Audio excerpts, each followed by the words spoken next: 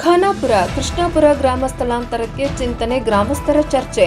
ಖಾನಾಪುರ ಇತ್ತೀಚೆಗೆ ನಡೆದ ಹುಲಿಗಳ ಗಣತಿಯಲ್ಲಿ ಭೀಮಗಡ ವನ್ಯಜೀವಿ ಅಭಯಾರಣ್ಯದಲ್ಲಿ ಹುಲಿಗಳ ಸಂತತಿ ವೃದ್ಧಿಯಾಗಿರುವ ಮಾಹಿತಿ ಲಭ್ಯವಾಗಿದೆ.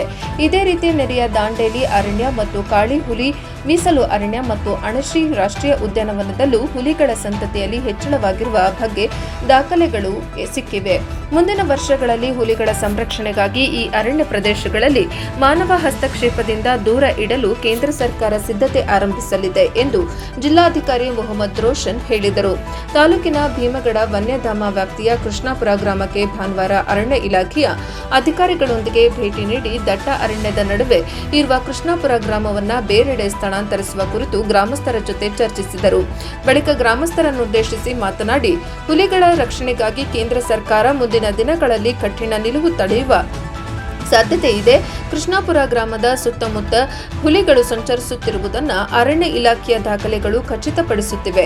ಈಗ ಭೀಮಗಡ ವನ್ಯಧಾಮ ವಾಸಿಗಳಿಗೆ ರಾಜ್ಯ ಸರ್ಕಾರ ಅರಣ್ಯ ಇಲಾಖೆಯ ಮೂಲಕ ವಿಶೇಷ ಪ್ಯಾಕೇಜ್ ಘೋಷಿಸಿದೆ.